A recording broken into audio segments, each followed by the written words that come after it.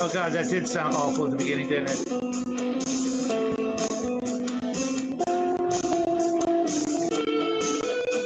Sorry about that, folks.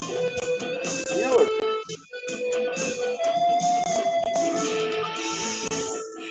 That's what it reminds me of. It reminds me of an intro to some 1990s cartoon.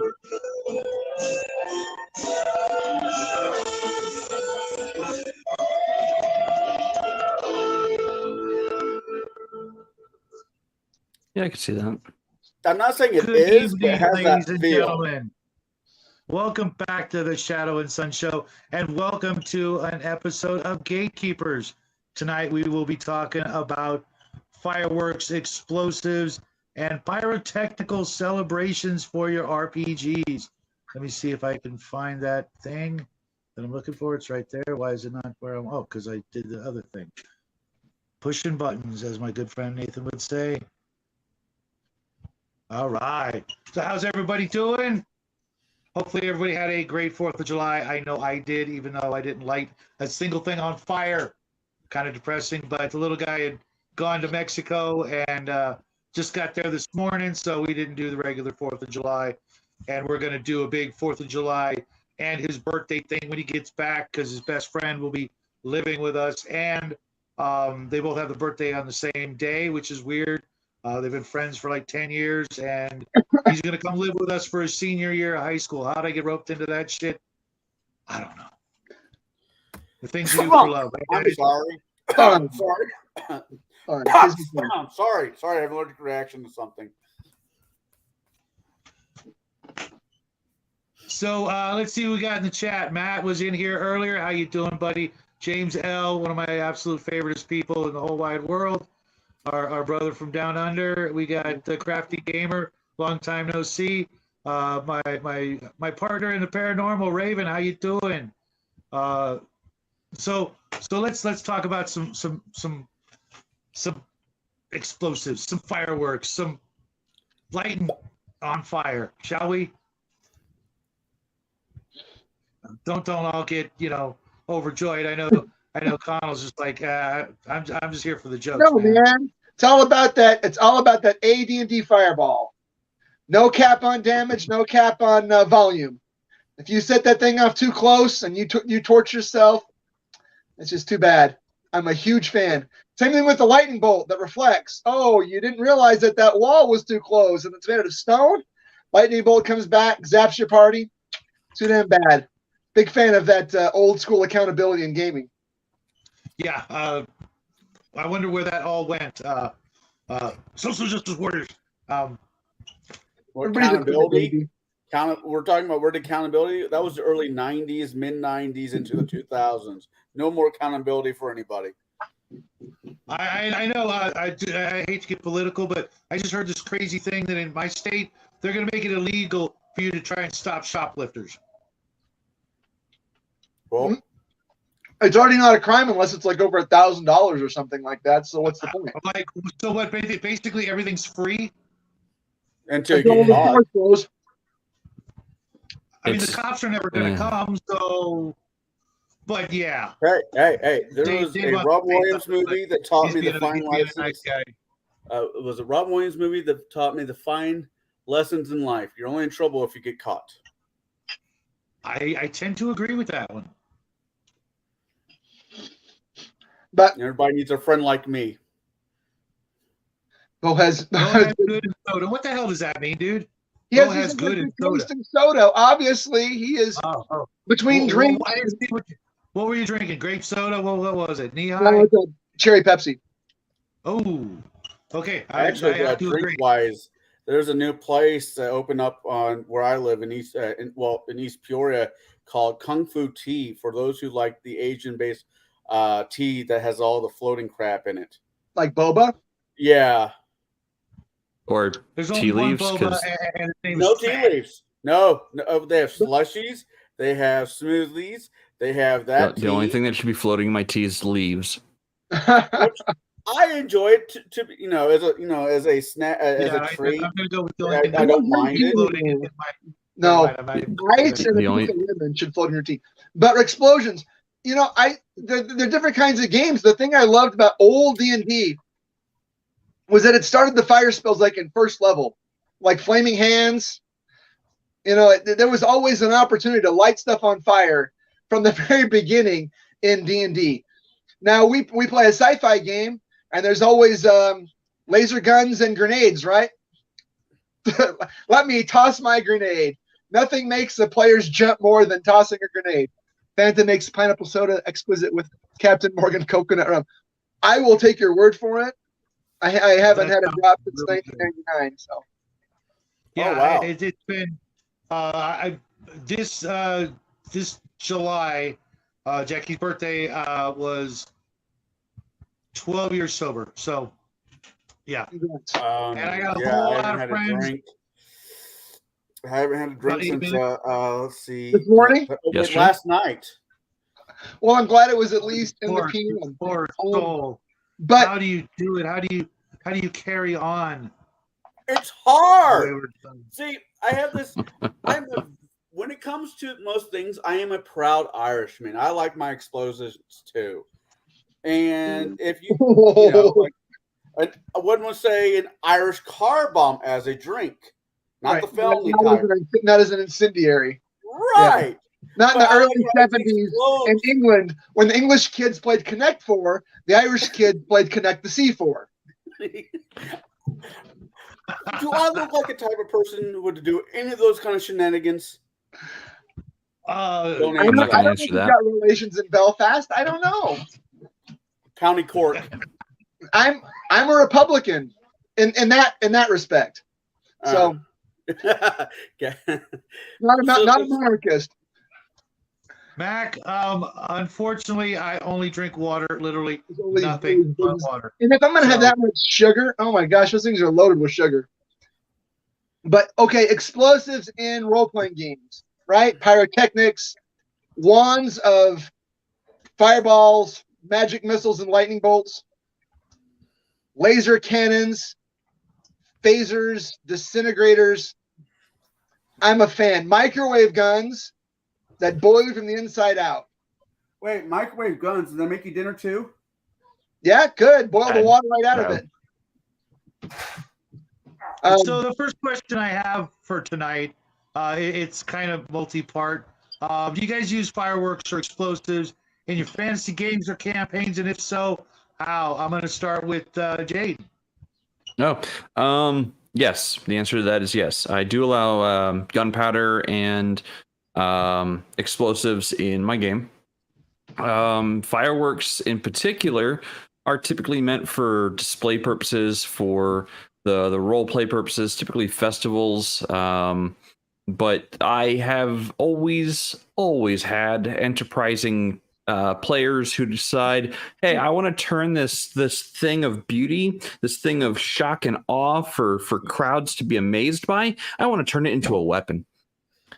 I always get at least one, maybe 10 that just want to turn out with that statement.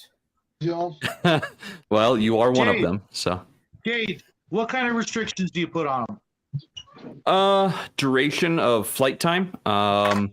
Depending on how much they buy or what they buy, it might fly for 6 seconds. It might fly for 2 seconds. So I put a D6 timer on it. If it goes off within 1 to 2 seconds, you're likely within explosion range. If it goes off at 6 seconds, you're probably hitting something that's 150, 180 feet away. So I put on random timers because the fireworks wouldn't be an exact science in a fantasy setting. It's a hodgepodge alchemy science. So they don't know the exact durations of things before they go off. Connell, same question. Do you use them? And if you do, what kind of restrictions do you put on them? I don't particularly, no, I do not use them at this juncture of time. I'm playing out of the Pathfinder world. And to me, the only two people would have them in Pathfinder is in the Mana Waste, which they're nowhere near. Because in the Mana Waste, no magic. So they rely on gunpowder and stuff like that. So fireworks, gunpowder, gunpowders, if that, they kind of go hand in hand, or should I say boom to bang. But as where they're at right now, I'm not saying no. If a character dies next to a major metropolis in Pathfinder, I say, and it's a port town, I said you might find some fireworks, but they're going to be extremely rare and pricey. And so, how I restrict them, I just don't let my players have them as of right now. Pathfinder has rules for fireworks, and if that comes to be a thing, I will look at the book and I will talk to a DM that I've had for several years that has dealt with guns and idiots that want to use them in his campaign. What idiots want to use guns? Yeah, right. Yay, fireworks! I have no I still have 3 idea what fingers you're left from talking last about. year. Okay, Bo, I know you don't really run fantasy games, but let's our next game will be a 17th century Call of Cthulhu. Oh, fun. And in a 17th century Call of Cthulhu, it will have 17th century is the dawn of musketry and flintlocks versus wheellocks. So it will have flintlocks and cannons and all of that, rockets and all of the stuff associated with it. Naturally, the game we're in now has got all that and more. And if you're not setting off a grenade at least once a session, shame on you. But yeah, no, the next game that I have in mind will have maybe about 1650, 1660. So that will have flintlock muskets versus wheellocks and grenades and rockets and all the stuff associated with it as the people chase Cthulhu monsters.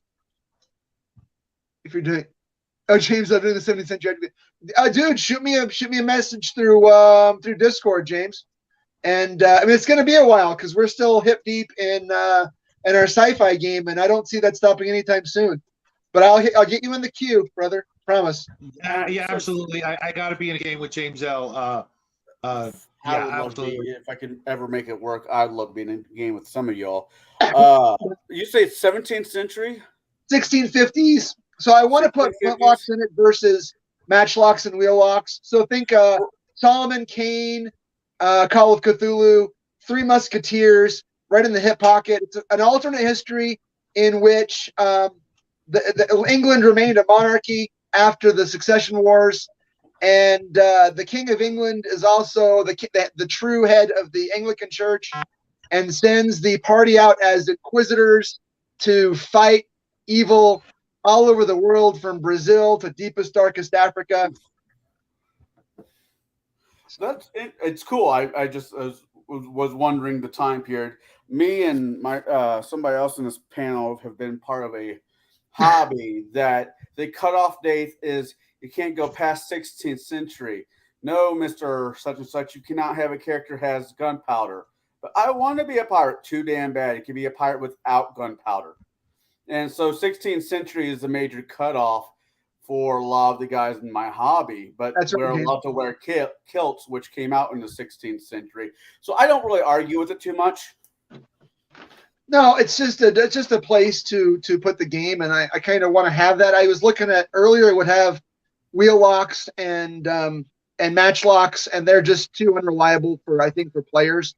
I want to give them a little bit of the benefit of technology. Just by pushing it forward about 50 years, you have so much more. And if you've read Solomon Kane, and if you know anything about, like, if you've read The Three Musketeers, more Man in the Iron Mask would be closer in terms of time. What about the Count of Monte Cristo? It's all if it's the same era. I don't remember exactly what that period. Well, I was thinking because I'm pretty sure isn't it the same author as well? Yeah, Alexander. But there was a period of generational, like in Three Musketeers, they're all very young, and then Men in the Iron Mask, they're all very old. So I mean, it's all about the same era. That's what I'm talking about. 20 years have passed between the Three Musketeers and the Man in the Iron Mask. Maybe not 20, but definitely 16 to 20. Yeah. Well, it's because D'Artagnan has grown up and has a kid, and other things reversed and made it so the craft is moved. I've always been more of a Porthos fan myself, but so I get it. Sure. Yeah. See, but that's also going to be a fairly low magic game. Magic is going to be mostly the realm of the monsters that come after you. That's fair. Believe it or not, my next question was literally, how about firearms and how do you handle them? I think you kind of. I want their opinion. Right. So I'm going to go to Connell and then up to Jade. I haven't answered any of these questions, and I was just telling somebody how I'm supposed to do that, but I'll go back because my answers are actually a little different. So, Connell, how do you use firearms? How do you handle them? As a player or as a DM? As a DM. I basically run, if it's in a system like 5e, where I can't manipulate too much, I normally do rules as written. If somebody wants to play gunslinger or the party starts off at a major metropolis port town, I'll say, sure, there's maybe one or two there. The streets are not, crawling with pistoleros or, of anything of that nature. Yeah, I got a lot of this from this guy right here. If it's good, steal it from the person who does it. But in Pathfinder, as I said before, oh, good Lord, about 17 years ago, me and this guy were talking about he wanted to introduce guns into his campaign. And I was going to be the pilot in that discussion, pilot player in that thought processing. So I made a character who his father is the one who made the first hand cannon. And my character was a son who was taking his dad's thought processing and pushing it forward. So if I'm in Pathfinder or a 3.5 where there's a little bit more flexibility, I will go talk to that guy up there and see how things should be attended. The main argument me and him have always had was, I think it depends on the caliber of the gun. All guns should get exit wound. I'm not saying a 22. Anything past a 35? No, 3. There's a 3 in there. 38. Should have exit wound. Especially if you hit the person in the right place. Nice and squishy, goes through a whole lot easier than doors. See, this that all depends on the mini ball. That all depends on the actual round itself. It all depends on real life. It all depends on luck. There are all kinds of instances of things like bullet creasing, and then bullets penetrating non-homogeneous barriers. And I don't want to get into like too much real life science with introducing the realm of ballistics and firearms. Which one is that? The Malleus I can't read that, Shad. I'm sorry. It's the Malleus Maleficarum, the Witch's Hammer. Mac Thompson was asking when it was penned. 1484. Yeah, I keep my copy. But I just like having. Although these days I actually have my own personal witch working on my behalf. I don't know if that's a good thing or a bad thing. Actually, it's a pretty damn good thing. She's really, really cool. Yeah, James. A personal witch? And they're out. Yeah. Can you build a bridge out of her? I'll get back to you on that one. Monty Python. I can see her now. She's already making a voodoo doll of me. The fact that, his son changed Shadow's name to Shadwell, and for all those who ever read The Good Omen, there might be one or two witches in that situation as well. So how about you, Jade? How do you use them? How do you handle firearms in your game? Yeah. I took a page. I took a page out of Pathfinder's Pathfinder 1E's book, and all my firearms hit touch AC. They hit the easiest to hit AC or armor class. I don't care about armor with firearm for the most part, depending on the caliber. Now, most of the armors in my game world are going to have damage reduction versus the round coming at you. So yeah, sure, a padded armor might be able to stop a 22, but it may not stop a 38. A 357 Magnum's probably going to punch through a piece of plate armor. And if you have mail behind that plate armor, you might survive it. But for the most part, I broke. So when I started the campaign that I ran that he's talking about, I wanted World War I era weaponry, kind of bridging into World War II. So what I did is I researched weapons of the era. I didn't care who the manufacturer was. I went and researched every weapon I could find of that era. I did it based on caliber, grain count, round type, whether it's hollow, cross-cut, whatever you can imagine. I did my research and homework on every possible firearm of that time period. And then I boiled it down into a chart, basically a weapons chart for D&D or Pathfinder. And I broke it down by caliber size. And certain countries would only use certain caliber sizes, and other countries would use other caliber sizes.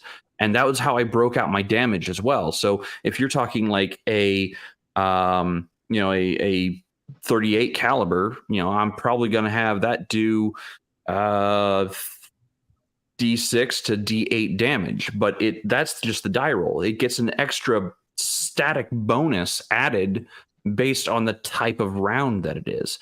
So I do have a variable amount, but then there's the static amount that never changes because Yes, I based it on a level 1 NPC getting shot by one of these weapons.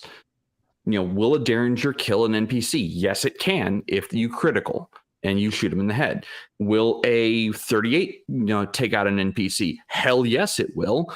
From 20, 30 feet away, absolutely. You put a rifle in a person's hands, and sure, yeah, you're going to be able to take it out an NPC from just about any distance within 300 feet. And I did it all based on caliber size, and that's how I stacked out my damage. Because in that game world, every manufacturer of weapon was kind of experimenting with the same stuff at the same time, trying to find better new ways to kill one another. I think my character sorry. So everyone had a different caliber size. So if you were, in that campaign adventuring around and you ran out of ammunition for your home country's manufactured weapons, you were SOL. You had to recover your brass and repack your round because there was no just going to the closest store to buy ammunition because they didn't have your country's caliber. They carried their country's caliber. So that would have to force the player to either buy yet another firearm or B, figure out how to manufacture their own rounds, which he didn't have a problem with because he decided to take the gunsmithing feats to be able to make his own rounds. Boy, did I make some fun rounds. Real quick, I do have a Discord, guys. I do have a Discord. It's Shadow and Sun.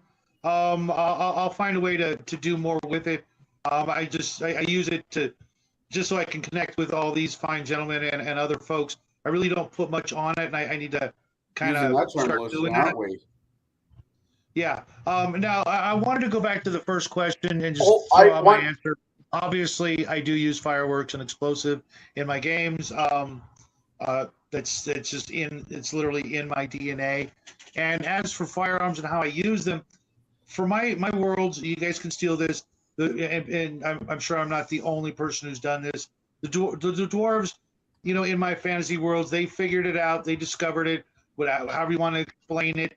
And they, of course, did what dwarves do and made a crap ton of money on it. And, of course, humans and other folks, copied, filed off the serial numbers and made their own versions. And for the most part, my fantasy worlds are literally in the era of the Wild West, the 1880s, 1890s, that sort of thing. I don't let it get too powerful, but at the same time, I do believe that a 357 or 45 caliber bullet is hella damaging, and I do have rules for, depending on which game I'm playing, to make your 100 and 200 hit point characters not all that much different against a bullet, because a penetrating wound in the gut, I don't care how many hit points you have, it doesn't freaking matter. You know, most hit point games were not designed with firearm rules. You know, bleed out damage is a bitch. Baked into the rules. You know, I own some very high caliber firearms, and they will literally take that limb off if they hit you. Bo, you look shocked. Well, I thought this was a safe space. Where's my X card? Yeah, I'll mail it to you. Oh, wait a minute. It's already in the mail. No, and you know the other two great lives. You made a good point. I mean, I remember I didn't have the privilege of playing the game, but I did play a lot of, AD&D, and I was Hey, Rick. remember reading the conversion from D&D to Boot Hill, Right. for damage, and it always shocked me that this Cold Peacemaker does like 2d6 damage, but your 11th level barbarian's got like 140 hit points. It's not gonna work out. There's got to be a realistic workaround, and I haven't really heard an official one yet. I guess we have to go into the realm of homebrew to really make that work. Yeah, absolutely. Other games, when they bake it in, when they start from the ground floor like Arduin and such, they really think about it from the very beginning.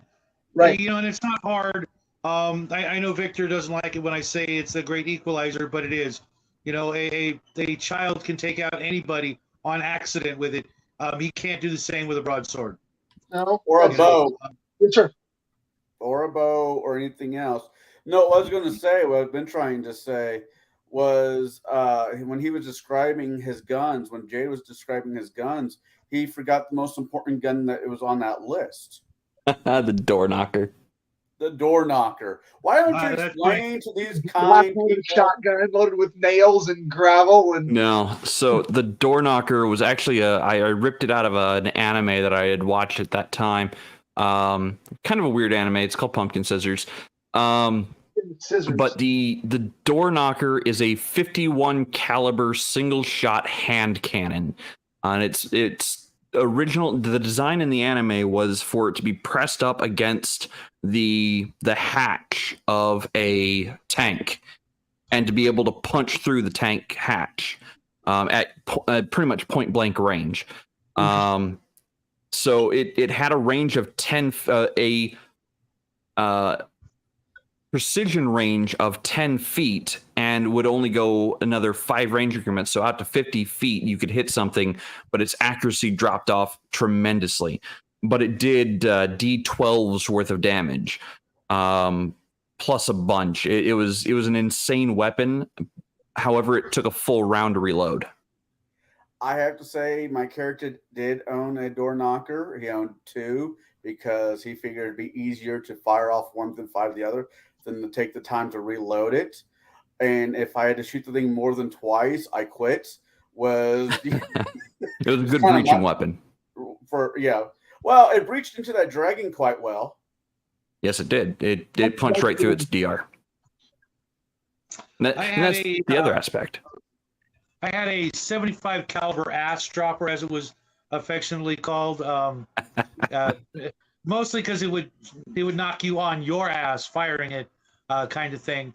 But yeah, it's just so much fun to pull these kinds of weapons. It seems like it's so much easier to bring firearms into our games than to come up with a new fantasy bladed weapon that doesn't look like Crawl or that ridiculous thing from that movie we watched the other night. What was it? Brotherhood of the Wolf? Yeah, the chainsword, which is actually a real thing. I know. I love the chainsword as a fantasy trope. It wouldn't particularly work in real life, but it was made out of bones. It was made out of spine cord. I thought it was more like. That sounds awful. No, the real life one. The real life one was made out of spine cord. The spine. Spinal cord. Yeah. Wow. That just sounds awful. It came out of Africa. How I did- don't know what to tell you. In a long-term campaign, in a fantasy campaign that lasts, weeks, months, years, how do you make how do you make gunpowder then, like Shadow was saying, not be the great equalizer? There was a meme back 20 years ago. I had a meme on a board. I said, my meme was, it said, who needs elven magic when you have an AK-47? People who don't have magic. It's a lesson to those chintzy SDMs. Either your world's going to get more magical or it's going to get more technological. That's what I'm saying. How do you Get make out of it the way? Well, You got to decide. You have to decide which way you want, or which way you're willing to allow your world to go. If you decide ahead of time, well, then that's fine. Just don't tell anybody because that's a railroad. But if you're going to allow one or the other, you have to really be prepared for one of those two, let's call them technologies, to advance. Otherwise, you have to keep throwing things in the way, some quantum, natural disaster to prevent magic from becoming more powerful or diminishing. And if you do that, then you force technology to come right down and fill that vacuum. Or if you want, magic to not be, diminished, then you have to let magic grow and be something that eventually you will have those dreaded magic shops on every corner. That's just how things work. Okay, it worked on Earth. We have to assume it would work everywhere else. Not that magic, ever was, whatever magic shop. Where's these magic shops? I've been missing Right. out.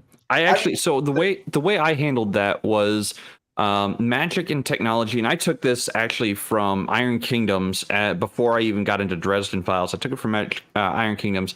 Magic and technology clash when they are in the same proximity with one another.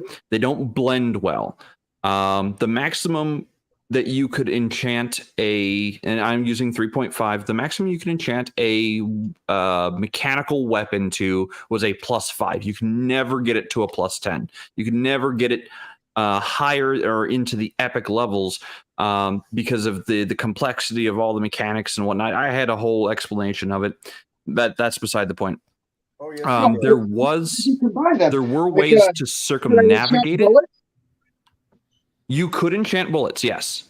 That's a way around that. Seems to be a good way around that, then, right? That is. That was one way around it. The other way was actually rune plating. So it would allow, with proper channels and whatnot built into the weapon, you could put these plates that had magic enchantments imbued into the plates themselves that would cast the magic onto the bullet as it was leaving the chamber.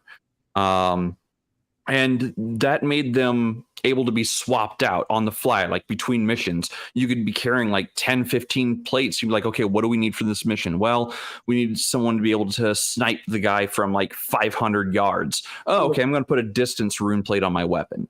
So it allowed for customability on the fly while marching, especially if they had somebody who could actually enchant rune plates and make them. So the question then becomes like, what distinguishes my guns from my magic bows and equipment? That was Bo's question. Like, what does my gun have that, my elven magician doesn't? Well, guns have consistent working capability. Magic caster is going to run out of spells at the end of the day. If they are marching and going constantly, they're going to run out of magic eventually. The only fear that my soldier's going to have is, do I have enough bullets for this trek? Beyond that, they don't care. And if they're a well-supplied army, no, they're not going to run out of bullets anytime soon. The magic casters on the other side, however, they might run out of magic before the siege is over. That's really interesting. As being it's like they stand almost in opposition to each other in a traditional SRD type game system. I don't know how to make them reconcile. I think Jade, you've done a pretty good job of at least thinking about it, but I can just see the arguments.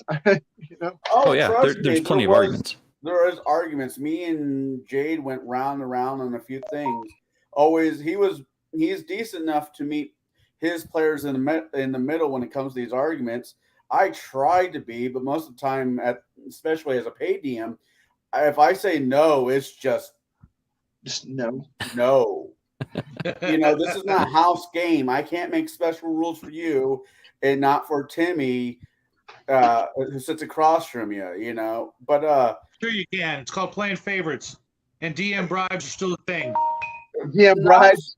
I get where you're going from, but in a house game, sure. At a shop, it's just if you want to keep your job, in my opinion, you just don't do stuff like that unless it's the owner's kid. Then it's a whole different subject. No, it's not. It's the same rules. Back in the day, it was a little different, but you're of the era that everybody goes home with a trophy, so it was good for the goose, is good for the gander. I just had a lot of female players. That's all I'm saying. Actually, I wanted to talk about the ammo, but from a player's point of view. I know from a player's point of view. In the second game that Jade was running, it really was. This was World War I, Fields of France, French warfare. Love it.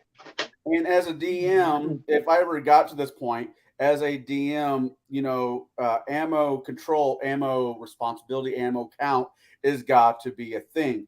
If I was my first time playing a gunslinger, I would have shot my load and been scavenging. I've heard that about you, Connell.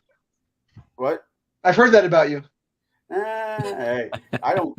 Yeah. Anyways, I'll get back to you later.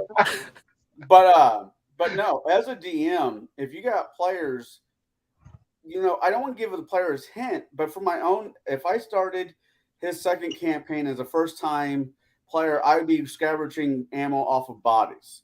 But I knew from the first one that, hey, 90, if not 100% of my money's got to be on the setup to be able to make my own ammo, to be able to buy this or buy that. And that's how I kept you guys. That's how I kept that party in check with equipment and like as far as like how much money worth of equipment they had on them.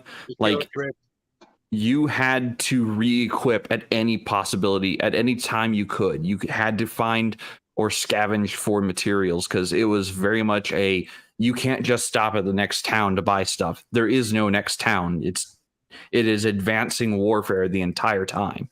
Yeah. Where I had more flexibility on the ammo I made in the first campaign, like a bullet that shoots holy water. It had a holy water capsule inside of it. Think of Hellboy. Exactly. Love that. Yep. Love that big old. Yeah, I allowed it. The second campaign. You don't even need holy water. That's the thing. What? You don't need holy water. You could literally make a stamp, tink on the head of the lead. I think I came did up it the hard way. I think I came up with the idea, but that game fell through before there was an actual finish for it.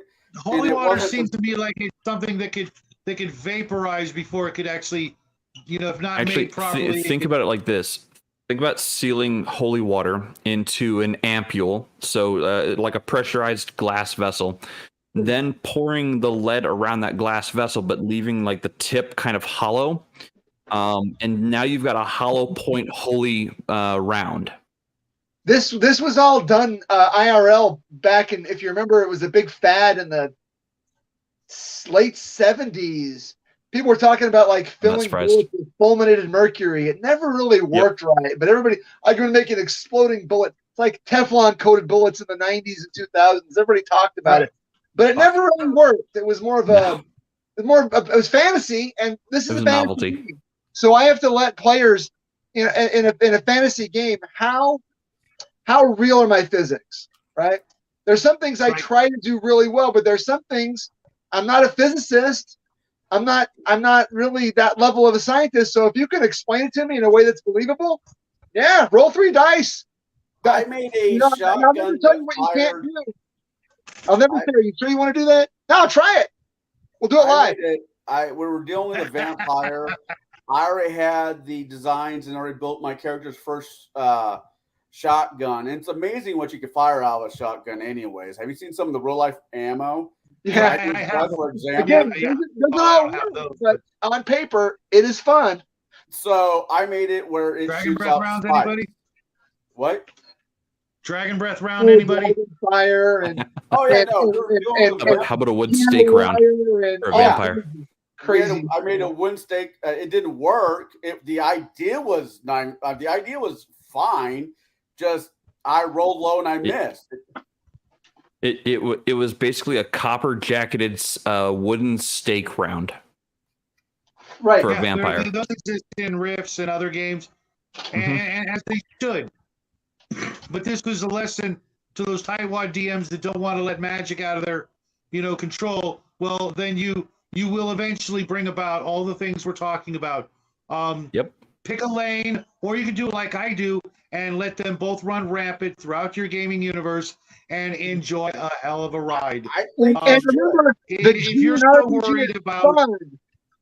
yeah. right, Yes. if you're so worried about And I did controlling the RPG. anything, you have lost the freaking the basically the right to GM.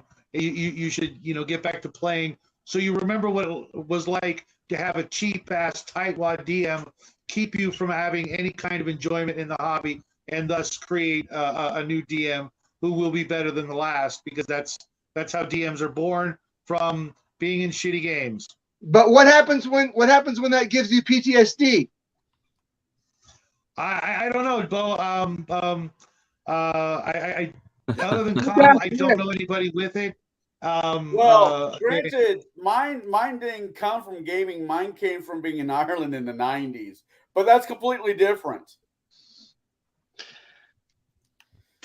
That's actually pretty brilliant, Mac. Buckshot using 3mm olive wood rosary beads. What was that movie? Young Guns 2. Against a vampire? Young Guns, Why not? Young Guns 2. Against other things as well. Yeah. We were dealing with werewolves. I don't think this was his game. It could have been his game. And I'm like, I just got done watching Young Guns 2 for the 103rd time, because who doesn't like Did you see the size of that chicken? yeah. Who doesn't like, the concept of apparently Rick caught that, Bo. what was that, $1.10 worth of ammo out of a shotgun? I'm like, well, if a shotgun can fire this, Jade, why can't it fire out silver coins? Why do you want it to fire out silver coins? We're fighting werewolves, silver werewolves. It made sense to me. And he's like, no.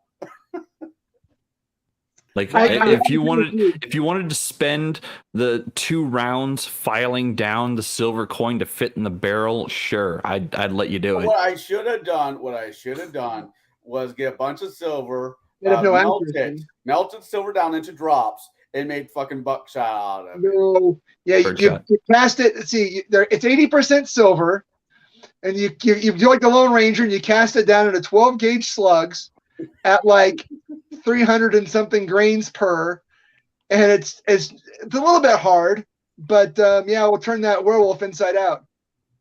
Yep. I'm sorry. Was this conversation supposed to be about fireworks or guns? I mean, Yeah, I Yes. literally, guys, check this out. And Jade knows I'm not lying. I literally scripted question number 3. Yes, I do write these out. Getting back to fireworks, how do you use them culturally?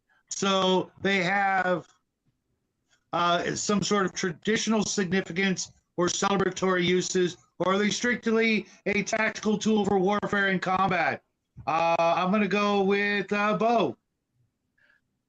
Well, I mean, they're culturally significant in real life for a lot of people, so I presume that I would keep them for, like a Han Chinese or something. I don't know how culturally significant they were in the West, but I would love to take a party of musketeers and drop them off in Manchuria to fight a Chinese Cthulhu dragon. Boy, wouldn't that?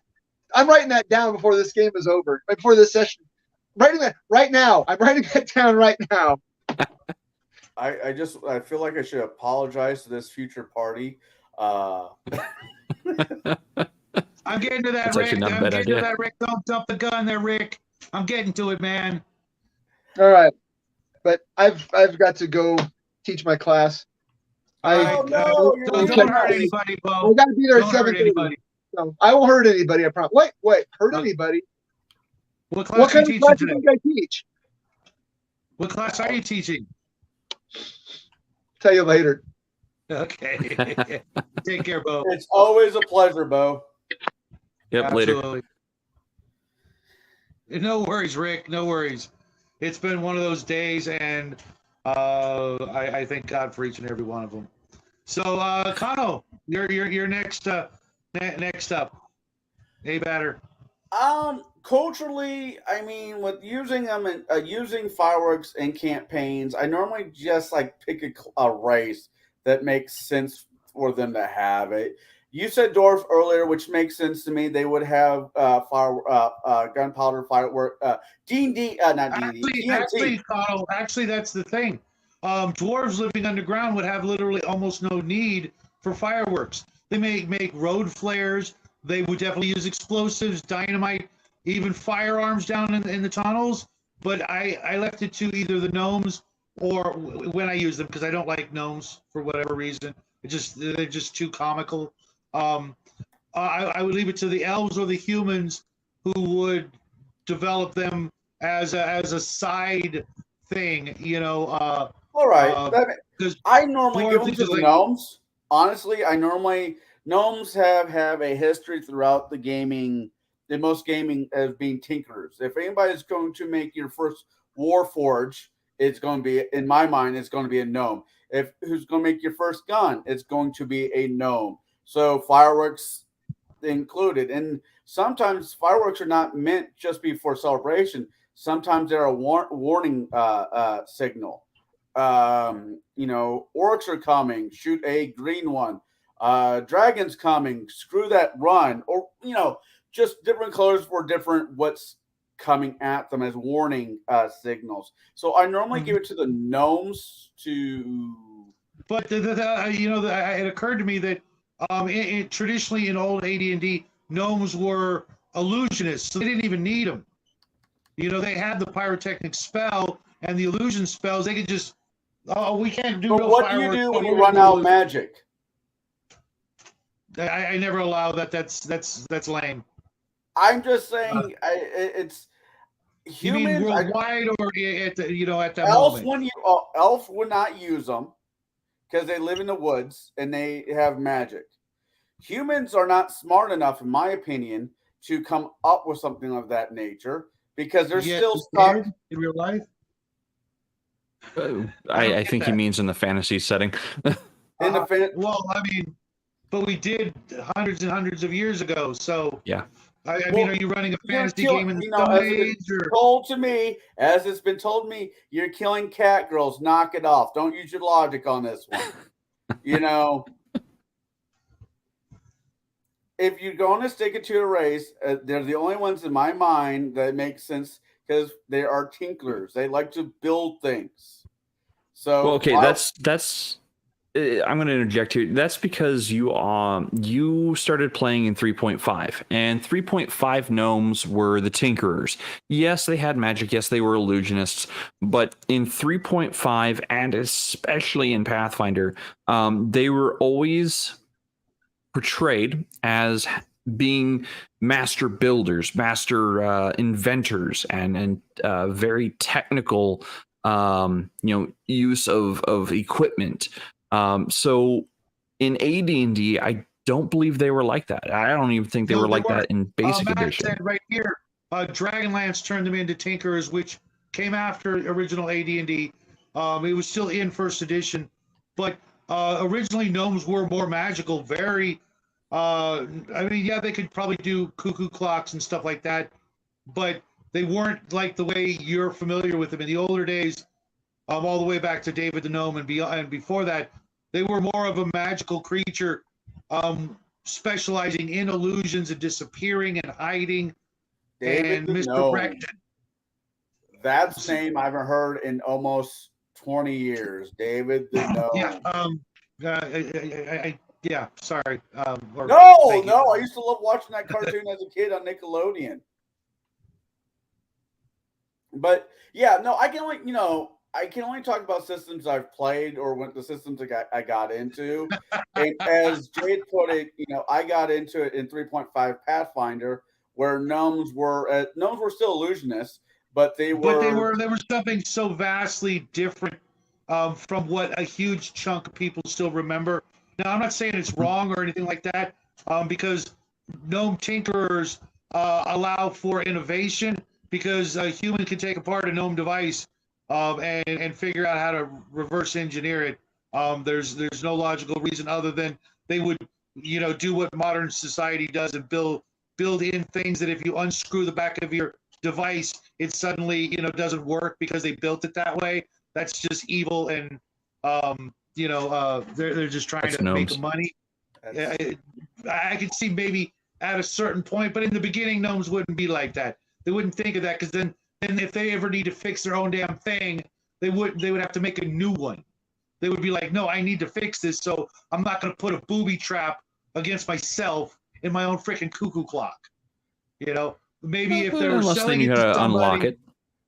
Right, yeah, but that's a lot more work than necessary to make the freaking thing in the first place. That's like double the work almost. Justin, you're killing it tonight. That was freaking hysterical. I will say that as far as like who has fireworks in my homebrewed world, the first ones to have fireworks were actually the dragons, or to use pyrotechnics, so to say. They were the dragons. As far as like using breaths of fire and combining them with acid or with gouts of explosive gas, like they were the first ones to do it for entertainment purposes. We're talking like prehistory of my game world, of my setting. So, and it just goes hand in hand, because I run the dragons of my game world more like Legend of the Five Rings. They have that level of code between them. They're not going to go out and gut the next dragon unless they have due cause. So it's very oriental in theming and ideology for my dragons, and it just made sense to have them be the first ones to use pyrotechnics as entertainment. The gnomes in my world learned from them to use magic in the same way until they started tinkering with mechanics and other kind of mechanisms. But my gnomes were still very fey-blooded, so they couldn't touch iron for the longest time, specifically cold iron for the very longest time. So they had to use brass and bronze and gold and silver in all of their tinkerings, until they reached the point, and eventually they had gunpowder, and they figured out the different rocks would make different colors when you ignited them on fire from a powdery substance, such as magnesium or selenium or copper. You would have, or even sodium. So the gnomes were the first ones to take the discarded rocks from the dwarves, crush them up into powder, and pack them around something that they lit on fire just to see what would happen. Because they were trying to mimic the dragons and having these conflagrations go off hundreds and hundreds of feet in the air to wow spectators. So while it started with the dragons and the dragon nation of Kyo, it branched over into in my world, again, my setting, into the country of Ulrain, where the gnomes and halflings primarily live. The two races kind of grew up next to each other the entire time, and the gnomes were always the tinkerers, the inventors, so to say. I took that idea from, again, Dragonlance in 3.5 and just kind of ran with it for my game world. So while the humans do get entertainment value out of fireworks, it's not something that is part of their holidays. It's very much rooted in my dragon area and my gnomish areas.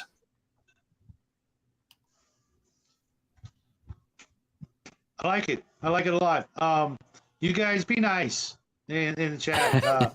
I have no idea what they're talking about, but like I said, I have no idea what they're talking about.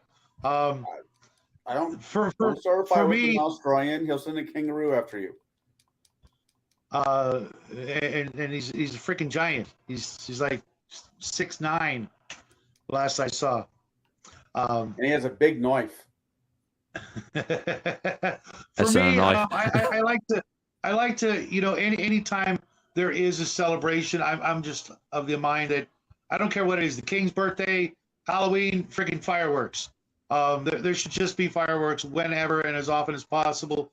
I'm just a huge fan of them. That's why I pulled this episode out of out of yesterday, really, and to get people's opinion and how they feel about trying to do that. We all know, because I'm going to go into it in the next question.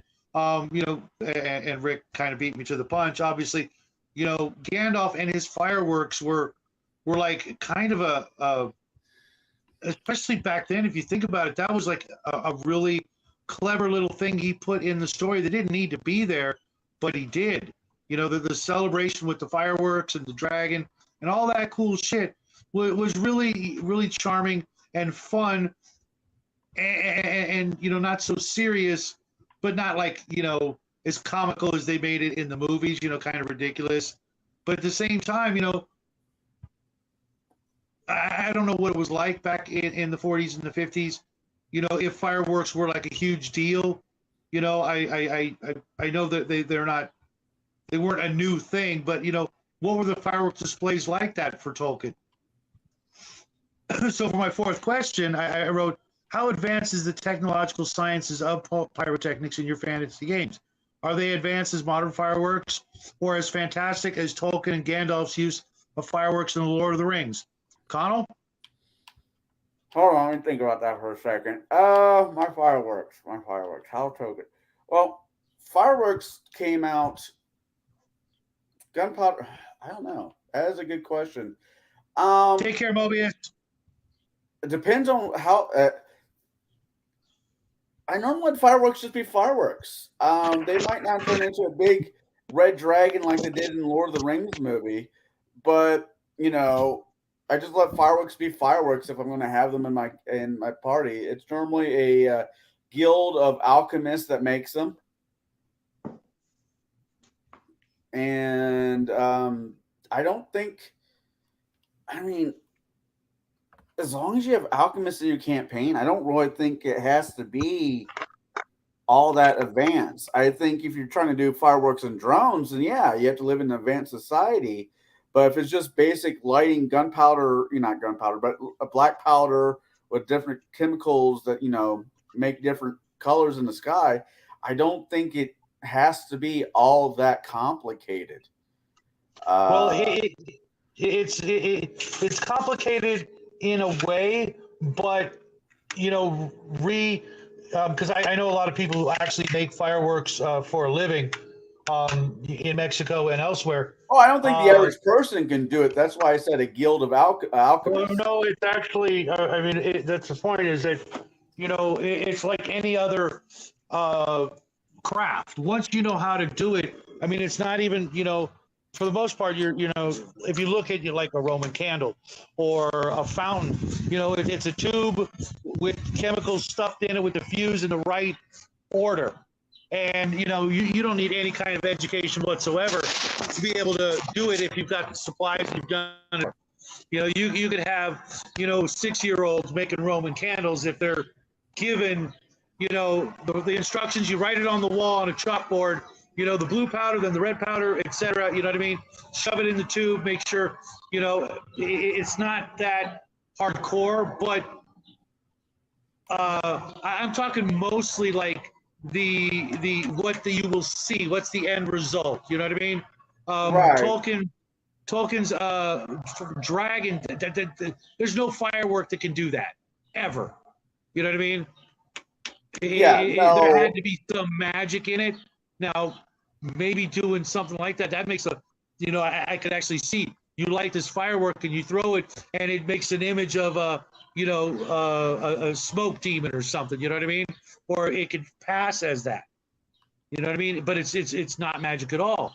You know what I mean? Because I've seen some fireworks do certain things, by gushing out the smoke, and then maybe constantly only popping out like two little sparks that keep landing in the same spot, or something like that. I can see maybe pulling something like that off, or that's why I'm asking. If you have a player in your campaign, I'm actually giving this. If you actually have a player in your campaign that stake is to do fireworks for one reason or the other, then yeah, But if it's just the celebration of some high holiday in your campaign where it's the NPCs doing it, then it's a different bird. It's completely a different bird than as if your players are dealing with it. Well, I mean, I'm going to go back to my setting and my concept of my world. As I stated before, dragons were the first ones to use pyrotechnics as entertainment in my world. But they didn't use gunpowder. They didn't use explosives as we understand them or use them. They used natural things. They used gases that they could breathe out. They used, the natural resources around them. Lighting trees on fire and tossing those through the air even would count as entertainment if it was like a pine tree and it shed sparks or cinders as it flew through the air. And it was all based on what kind of thing they were celebrating. Again, think very Oriental L5R style of ways or thinking. But the gnomes, they were magic first. They were fey creatures first. So my gnomes would pack their fireworks or their gunpowder and crushed up other powders such as, as I said before, sodium, selenium, whatever. But they would also put in a bit of magic because they themselves are inherently magic creatures. So it would do illusory things. The sparks would go up into the air and then behave not as per physics should allow. So my gnomes they would infuse their fireworks with magic. It was just part of their display. It was part of their craft. Now, as far as players using them, I've had several players use them in my campaigns. They would actually go buy specifically solid colored fireworks for signaling, especially in my more militaristic campaigns. They'd get a green, a red, and a blue rocket. Huh? You're jumping ahead. That's, I think, the next question. Okay. Well, if that's the next question. Okay. I don't have the next question because I'm outside.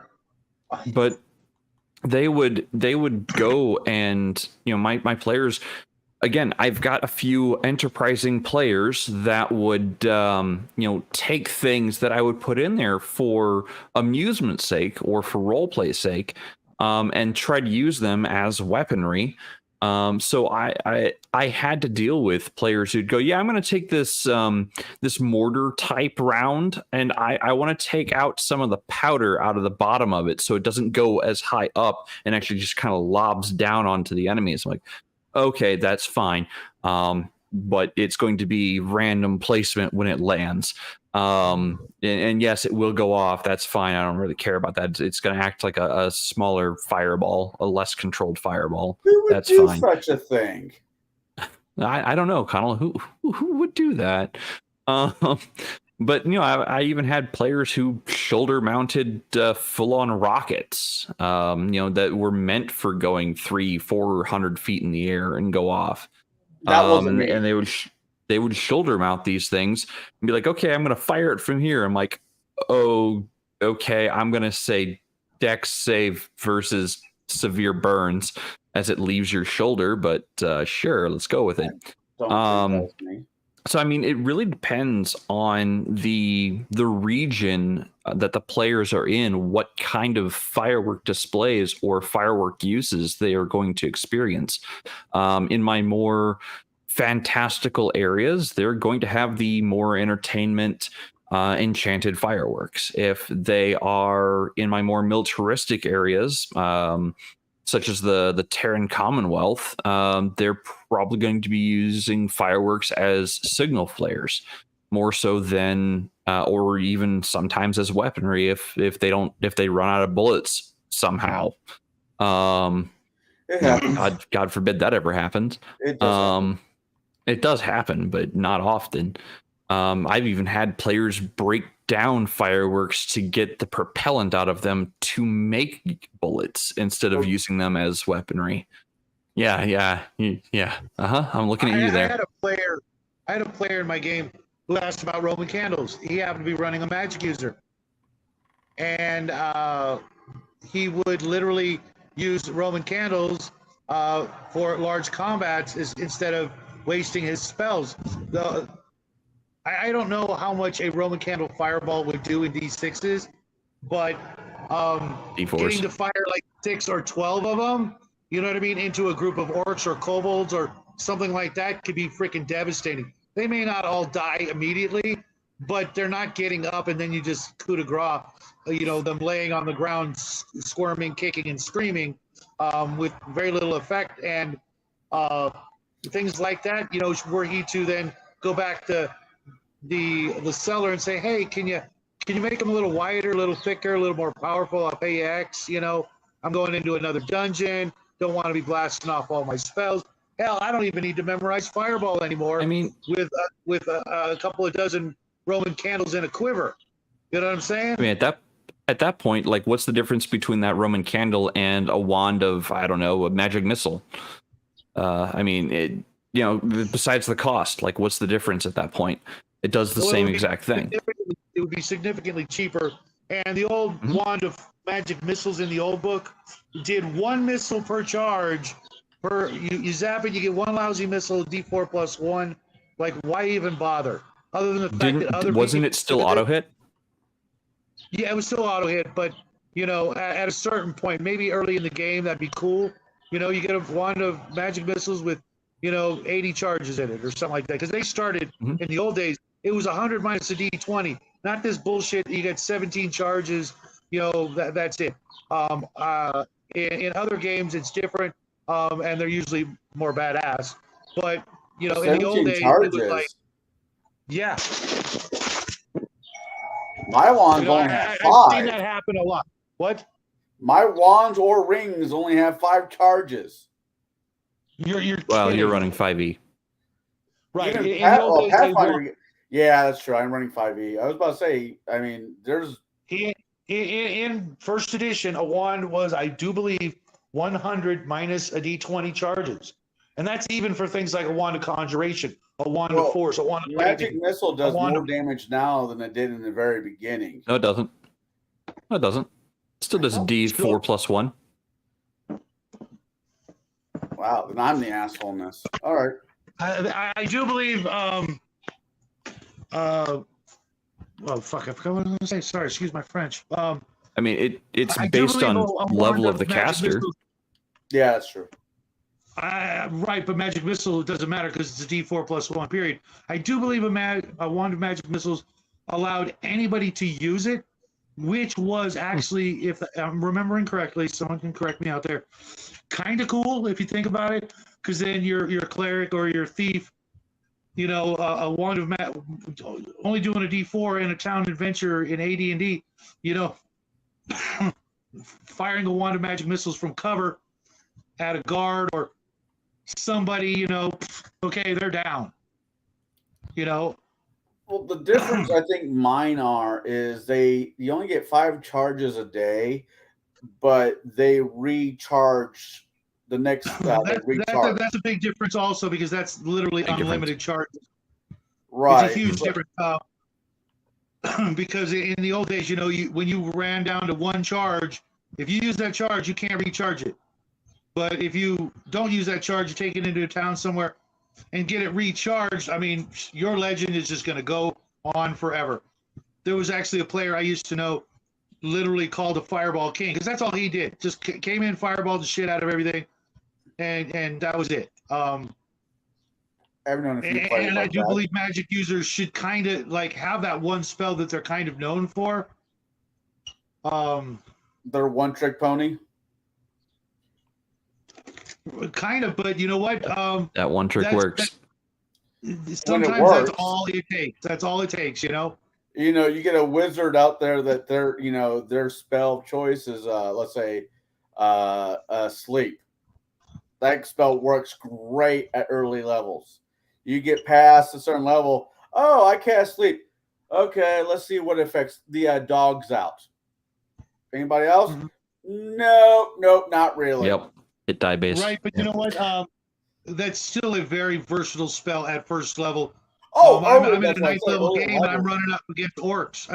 Orcs and ogres. A sleep spell. Okay, cool. Let's just kill them all. Okay, maybe the orc's awake and he's all pissed off, trying to wake up. I mean, the ogre's awake, trying to wake up the orcs, and we just, go after the ogre, and the orcs are still sleeping. Back to the actual question, because I never answered the how I do Fantastical. fireworks. Yeah, I literally, every town is different, and every city, etc. And I'll think about it, because it's not really like, fireworks are like the suddenly the great big new freaking game changer in any campaign. If they decide to start using them, they'll eventually wean themselves off of it and go to other things, because they're moving on. They're going to the next town, and the next town, like, yeah, we don't do fireworks, or there's only 80 of us, and we don't spend our lives making fireworks for adventurers. But you go to other places, it's like, going to a lot of places in Mexico, and they're all over the freaking place all year round. That's just something they do Indiana, for fun every day of the week. Tennessee, Right. Illinois. Speaking of, again, of Roman candles, absolute greatest firework ever. If I could get a hold of some and they weren't illegal here, I would literally have like 500 of them, just because it's Tuesday. Let's go do friggin' Roman candles out in the street. Just the things we used to do as kids with them. Absolutely. It didn't stop people here in Illinois from firing off mortar type rockets, which For the are last, like, technically week and a not half. legal. Yeah, Right. for like last week. Yeah, we're not supposed to be lighting off. It is illegal in the state of Illinois to use aerial explosives. Mm-hmm. Well, And Didn't stop anyone. Even regular. Just talking are a better deterrent than damage. It isn't necessarily always a good thing to blow up everyone or everything. Sometimes you want to save the orphanage or the puppies, or not destroy the treasure. Let's not forget about that. Even firearms and explosives can. Oh yeah, he had a potion. Oh, and sucks to be you. It was actually a resurrection potion, but I'm not telling you that. You may be able to find it on the label if you search around in the wreckage and the carnage, but not necessarily always the case. So you got to take the good with the bad. I've got my magic user in Bloodworks game. I've got this second level spell. I've cast it twice. Both times I missed, called Melf's Acid Arrow. And I'm not shooting at anything with pockets. You know what I'm saying? I'm not doing that, because I don't know what I'm going to destroy. Going back to the fireworks and ammo, if you cast the right spell on somebody who has a poucho that's not flame proof or waterproof, as the case may be, you are now damaging the ammo, which he is now like, hey, look, I have wet beanie bag. I can't do dicko with it. Yep. How many times did I do that to you, Connell? More than about the same amount of times I did something stupid to you. How many times did I light you on fire with you having a satchel of gunpowder on your waist? That's actually not the worst of it. When me and this guy named Todd decided to do the Boondock Saints to a pet fiend, that was the worst of it. Yeah. A nice fiery explosion. I by survived taking its it. last Todd's hit point. I barely survived it. Todd's character didn't. Yeah, and then the powder bag goes off, or the ammunition goes off while it's on your person, or the alchemist fire breaks open. Yeah. Great times. I had a great time anyway. For question number 5, I asked, give us some examples of why you do or don't use them. and why. It sounds like everybody, you know, for the most part, uses them to some extent. Well, I mean, it would depend on the time period of the game. Like if it's my Bronze Age game, no, I'm not going to have fireworks. Obviously, you know, in my Space Age game, fireworks are a like past novelty. They don't really find as much entertainment value in. They would rather see like drone shows, I guess. I don't know, or holographic shows. You know, why waste the resources on lifting explosives into the air when they could just have holographics do it for them? Right. So I mean, it's based on setting as well as time period of setting, As well as the, you know, I can see entire cultures hating them. You know, they absolutely, you know, because long ago somebody came into their town and did stupid stuff and burned down half the village because of fireworks or something like that, or someone, you know, got blowed up making them, and now they don't have a cleric anymore, or an alchemist, or a wizard, or what have you, and they just don't. They're not only unwelcome, they could be illegal in this particular town or province, you know, or you know, considered, you know, or a town that has gone, you know, months without rain, is in drought conditions. They're not going to want fireworks going off in their fields. God, no. Like who would accept that wildfire? You know, who would want to take responsibility for that nonsense? right. Yeah, Canada. Is this the not segue just to Canada, I mean, chemical warfare? Kobolds gas the humans, then the humans sweep the trenches with their boomsticks. Meanwhile, the mermaids are working on a hydrogen bomb. Yeah, you know, like we said before, you're either going to go technological, or you're going to go magical, or you can, you know, go outside the box and use both and mix and match so that you never know what's coming at you. Because some of you wouldn't guys, it be humorous, you know, to come across orcs or kobolds or something that's actually pulling out Roman candles and using them against you? You know, what's good for the goose is good for the gander. Maybe they, you know, they got attacked by some, you know, human adventurers and they kicked their butts and took their Roman candles, figured out what they are, and went, hey, this is pretty nifty. We'll just use these for our first line of defense. And, you know, the players are like, dispel magic. And that shit ain't working. well, you know, there's a module for Pathfinder called Weeby Goblins.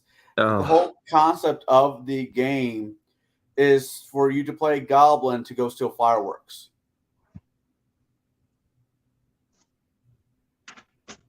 Well, the problem you haven't suffered is your inner. There is not enough words to accurately describe how much I hate goblins as a player race, but that is a conversation for an entirely different time. I don't allow them in my campaign as a player race. I've only had one player ever want to run something similar, which was a kobold in Palladium's role-playing game, fantasy role-playing game, way back, almost 30 years ago now, maybe even a little bit more. And it was fun for a bit, you know, but for the most part, I'm not a huge fan of what is often perceived as the sort of stereotypical comic relief racial character classes. I get it. People want to play outside the box or play something new and different. Cool. But could you just do that with dialogue running? Funny. You need the funny suit with the pointy ears and what have you to be funny. You know, is that what you're going to rely on? You're going to take extra damage. I had a guy in one of the campaigns. I wasn't running. A mutual friend of mine and Jade's was running campaign, and a guy who's a great player. He's a good 5th edition player. He knows the system inside and out. But he wanted to play a kobold. And I'm like, my first reaction was like, but you know what? I don't have final say on that campaign. So as you know, as a good player, I just kept my damn mouth shut and let the DM make his own decision. Well, 5e has it where kobolds are a playable class. And everything's playable in 5e. Not everything, but damn close to it. It can't be a beholder. As of yet. You just gave somebody the idea You bastards. Just Right. give WotC a month and they'll make a new Right, but he was playing older Cobalt, but he race to wasn't. play. He wasn't the class clown. He wanted to be a Cobalt rogue, and he did it well. He role played the character as he did, but what he role played the character well, in my opinion. He didn't do stupid shit. He was able. The DM pointed out to him, like, when we go to towns or cities, people are going to want to kill you on spot. And so his response was he put a collar around his neck and gave somebody a leash.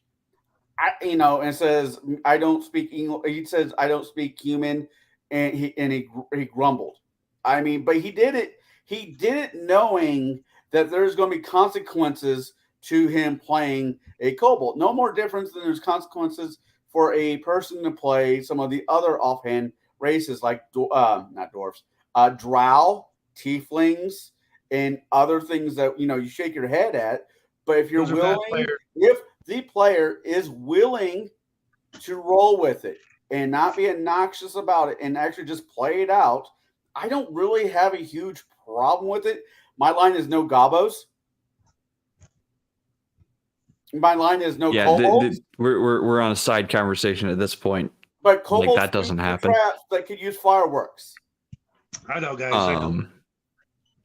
This was meant to be a little bit of a lighthearted show, with the yesterday being a very, very enjoyable holiday, at least for me. I had a good time, and I wanted to bring some levity to everybody's lives today. So I appreciate it. But we are running close to the end of the show, so I want to pop into this next question, which is going to give you guys a little opportunity to share some of your memorable moments. What are some ingenious or memorable examples of uses of fireworks in your games? Do they have to be fireworks? Can they be guns? Because I got more of those. I'll let Jay, oh my God. Go first. So in Pathfinder, they actually have different types of fireworks, and they list out what they can do as damage, because why not? So I have a player who I will not name, who decides, I know what I'm going to do with I'm going to go raid the fireworks display, because something had happened during a festival, and he's like, I'm going to go raid the fireworks display. I'm like, why? He's like, because here's what I'm going to do with the fireworks. He goes and takes the fireworks and plants them on the underside of the enemy's carriage or wagon. He didn't know what he was grabbing. He just grabbed an entire crate, put him under there as the bad guy was doing something. I can't even remember. I think it was a kidnapping mission where the villains came in to kidnap. I think it was the Baron's daughter or some such. The classic princess being kidnapped, whatnot, damsel in distress. So the player is like, oh, hey, they rode in on these wagons. Okay, well, that's an easy solution. I'm going to go put this crate of fireworks under their wagon, and I'm going to light it on fire as soon as they get into it. So the night ended with the bad guy being over there and over there, back there, and up there in that tree, as well as the person they were trying to protect being over there and back there and up in the tree. And they couldn't understand why I didn't magically make the damsel in distress take no damage from a crate of explosives underneath her feet. Like I would like I'm not going to say, oh yeah, because your poor decisions deserve zero consequences. No. Yeah, the phrase "play stupid games, win stupid prizes" comes to mind, as does, actions have consequences. Yeah. Wow. The player's character also didn't get far enough back. I asked him, it's like, okay, how far are you going to back away from the wagon before it goes up? He's like, oh, I'm going to step back 10 feet. So the player was over there, and back there. He didn't really go up. He went back mostly. And he got upset at me because I killed his character in the very first mission because he did something dumb.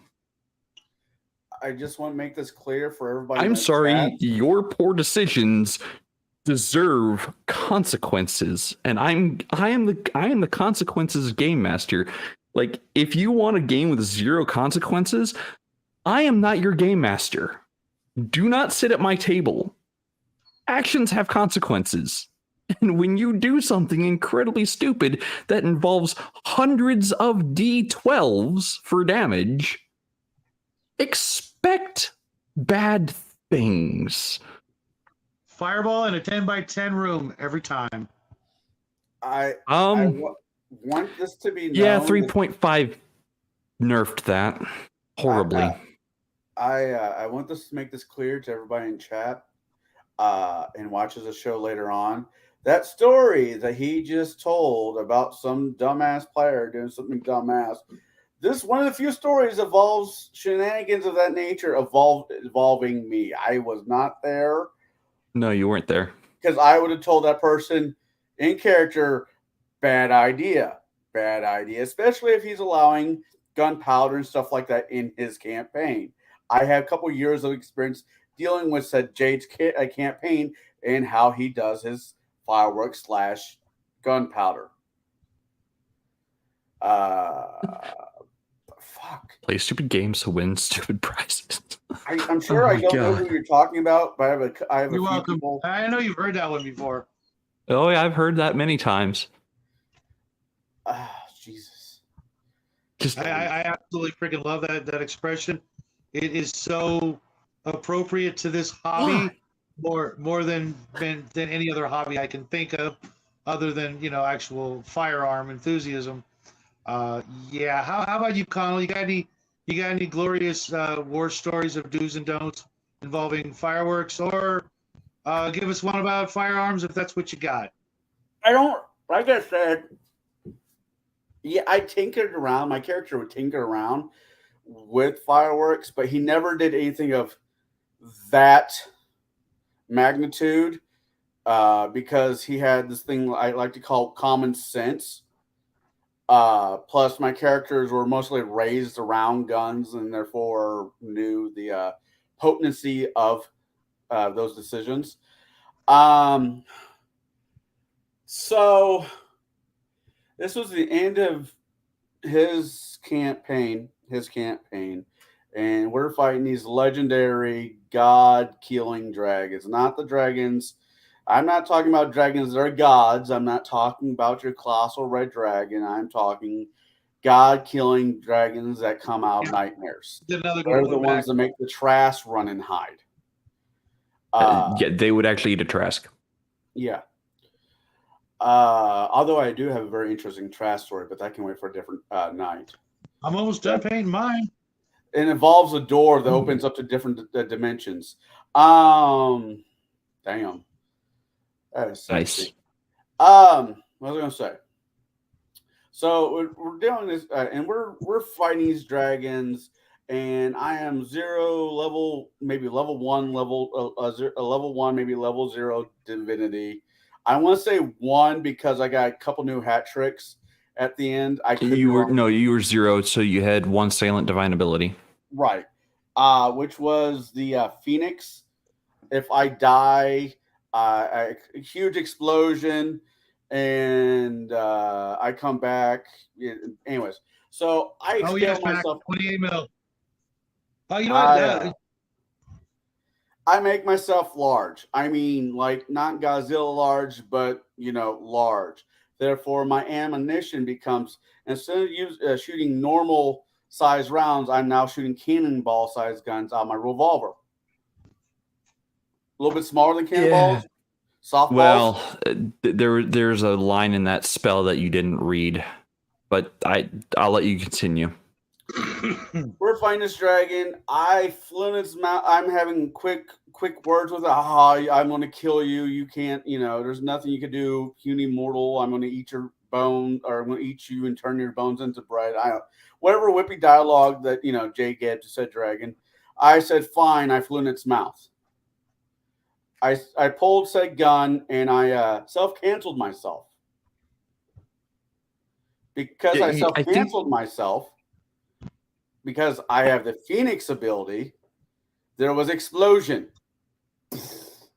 5 seconds later. It's fireproof on the inside. Yeah, about that 5 seconds later, there was another explosion of me coming back to the land of the living. The dragon's head just kind of fell off. Yeah, well, actually, no. The dragon's head wasn't there anymore. Like, well, that's right. That's right. The party had worn the hit points down enough that the dragon couldn't regenerate fast enough, and you went in the inside, which is far less flame resistant, and you exploded inside its mouth. Not once, but twice, as you said. I was not expecting that. That was one thing I did not expect you to do. Thank you for that. I shot my load in his mouth. I wouldn't have said it that way, but if he was here, you know what he would say, Connell. That's great. No, but it does start with a G. Glorifying. Godly. Yeah, we're just gonna leave that one there. Yeah, I remember you doing that. Misty Sport, hope you're having fun. Hope you're watching this, but I know you're not. So there's a couple other stories involving guns in my character where, like, we were fighting the Marilith. I think it's Marilith, the snake. Mm-hmm. Oh yeah, it was a half Marilith, half Chain Devil. And that thing was just whooping everybody's ass. And my character moved forwards, basically saying, "Screw this." And I start putting lead down the line, and I end up killing it. I mean, this thing was kicking everybody's ass, including mine. And I just had that great fuck it moment, and here, off to the races we go. And I think that's how I got the feat True Believer. I can't remember what power you got out of that, but you got a reward for kicking that Marilith's butt. Saint. Yeah, I think it was Fearless or something like that. Fearless in the face of great evil, something like that. It was on the path for sainthood. Yeah, I remember that one. That it was a Marilith, a half Marilith, half Chain Devil, with in a room filled with chains that she could animate and control up to 35 feet range of per chain. Plus her personal chain weapons or spiked chains had a reach of, I think, 40 feet. It was insane. I was tearing apart the entire party of, I think, like 8 to 10 players.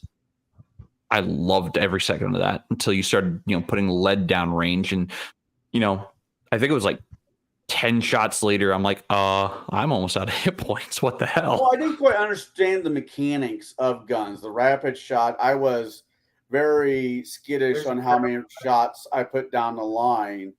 And at that juncture, I'm like, okay, here we go. Yeah. No, it was good. That was a good test run of that too. So I hadn't fully tested those guns in balancing or anything. So anyway, what about you, Shadow? What's your favorite firework or gun story? I actually had a character. It's not that big a deal, but the closest thing that I can think of that comes to mind is there was an alchemical powder that if you held on to it and squeezed it in your hand and let go, it would produce flame, depending on how much was in your hand, etc. And the character was not a magic user. The character was a fighter, but found a significant amount of this as treasure, and nobody else thought to do what he did with it. And it was back in the day when players would come and go, because I was running a game at a shop. The player decided to then become a magic user with the shortest cut available possible, using the powder to start his career pretending to be a magic user, just then coming up with other like stage magician tricks, some pretty elaborate stuff, but that's how he started his career as a great and powerful magic user who never radiated magic a minute of his life. It was fun, but it was it was going on 40 years ago, and yeah, I could see someone doing that with a monk, like a drunken monk using like fire breathing at like going dragon style and like taking a big swig of like 100 proof breath. alcohol and just fire breath. Yeah. Yeah. That sounds fun, actually. I might do that at some point.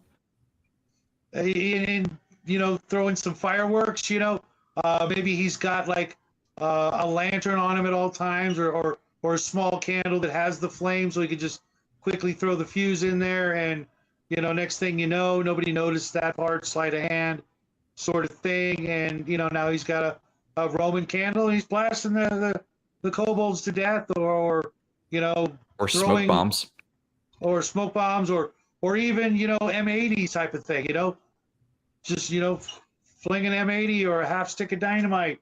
That's going to take out some people. Actually, I didn't think about it. I think my dwarves would actually have access to trinitro or TNT, like as far as explosives go for mining. Justin and Jackie would totally agree with you on that one. Max says, I don't know, those lizard chicks in V were fairly hot. If you're talking about my girlfriend Morena Baccara, you watch your mouth there. I'm just trying to protect Bruce's Only Hands account. Poor guy is trying to make a buck. I must have missed something down the road there. I got two more questions, but I think we did kind of cover. Do you guys use fireworks in your games similar to the way they've been used in celebration on Earth, such as the 4th of July, Cinco de Mayo, and Chinese New Year? Do you guys have any specific holidays that you're like, this is the firework holiday?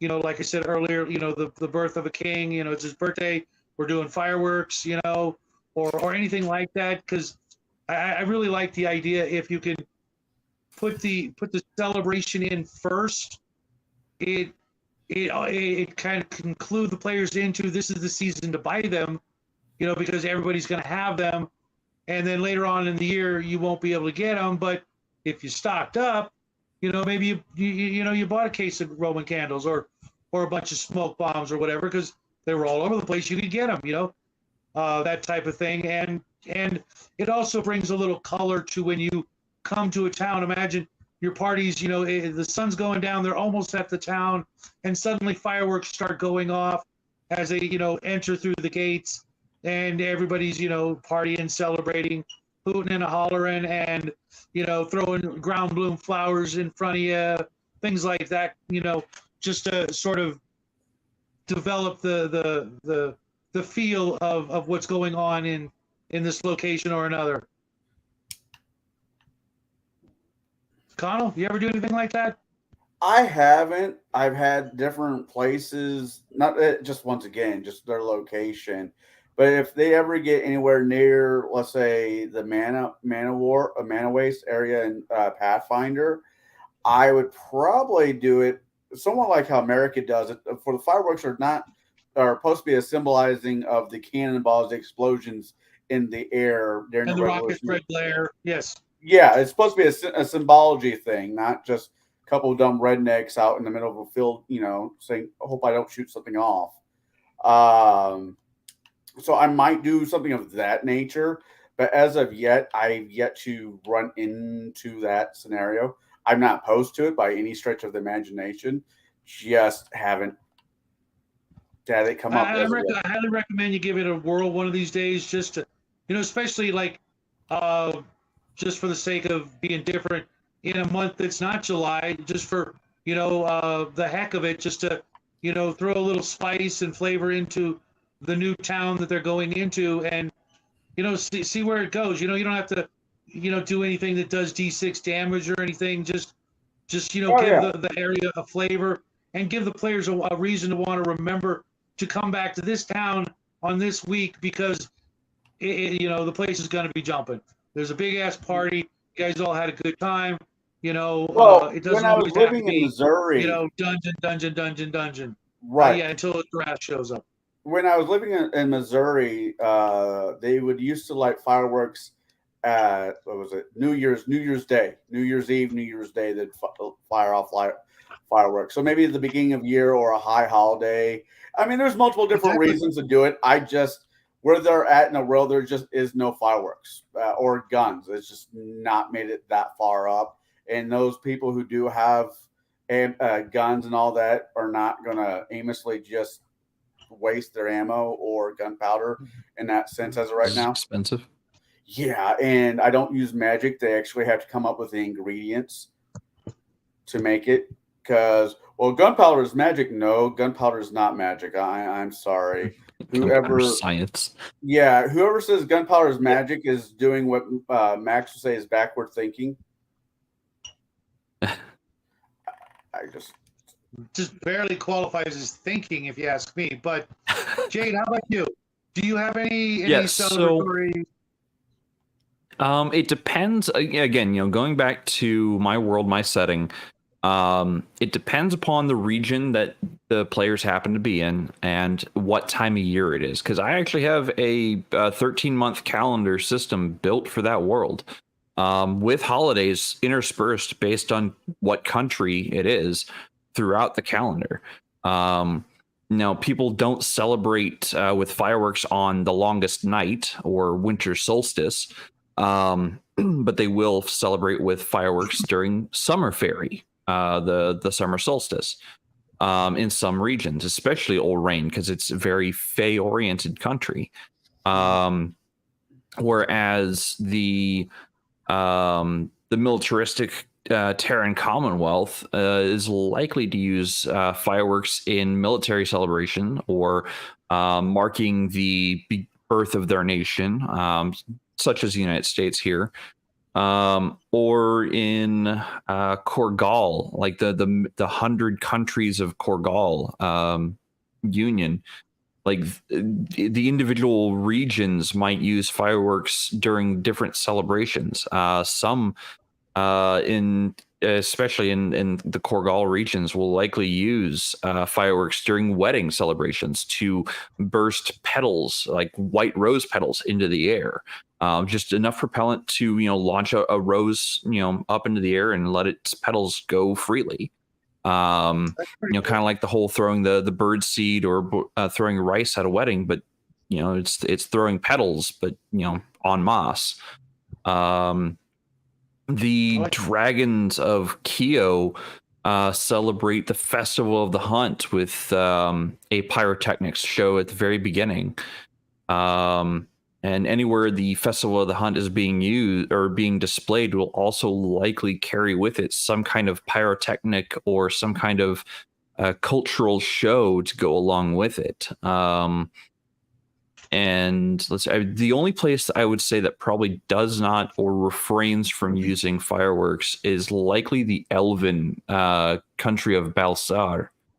And that's probably because they don't care much for the noise or the pomp and circumstance of it. They are the high elves, the refined race of beings. They are above such frivolity, as one might say. So like I said, it's really dependent upon what country and what time frame you are experiencing within my setting and world. And it also depends on what region specific you are in within that country. So, yeah. I like it. I wanted to address the chat here. I agree. Yeah. But I've been hearing over the last year and a half since I've been doing the live YouTube thing, uh, of how it is, dungeon. That's all anybody wants to do, or that's all they care about. They want to go in, smash in the doors, kill the monsters, take the loot, rinse and repeat, until they get bored with the hobby. And that's why they get bored with the hobby, because their ratios are off. 40% dungeon, that's even a little much for me.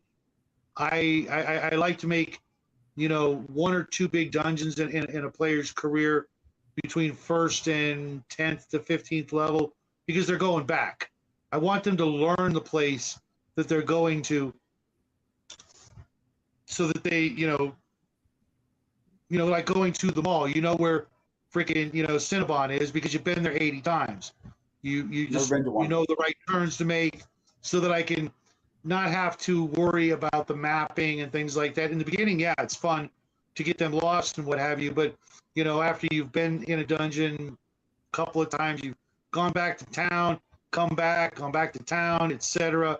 And every time you come back, things are a little bit different, because you forgot to leave troops there to make sure new monsters don't come in, because they want to, they always want to clear the freaking dungeon out. And I'm like, that's ridiculous. You would go in for whatever the mission is and get the hell out, because I'm not just going to hand out healing potions in every freaking room so you can clear out the rooms. You know what I mean? I was in a game recently where that depends greatly on what you define as a dungeon. I mean, sure, a dungeon is an underground fortified defense installation. I mean, literally the classic tropey, maze full of monsters that make no sense. Some wizard's old freaking laboratory filled with experiments, that goes down level after level after level. Under the Mad Mage's Mountain, where it's nothing but a great big dungeon crawl. Yeah. Or Under Mountain, it's this huge dwarven location. Those were earlier. I mean, yeah, they've been reprinted, but when those first came out, there was nothing like them else other than what your home brew DM. Yep. They had a time and a place. They still have a time and a place. I don't know what the correct ratio is for these, because I think it depends. Right. On it's going to vary between your players. Yeah. I mean, if that's what your players want, then you might want to consider, at least giving them part of what they want, and part of what you want.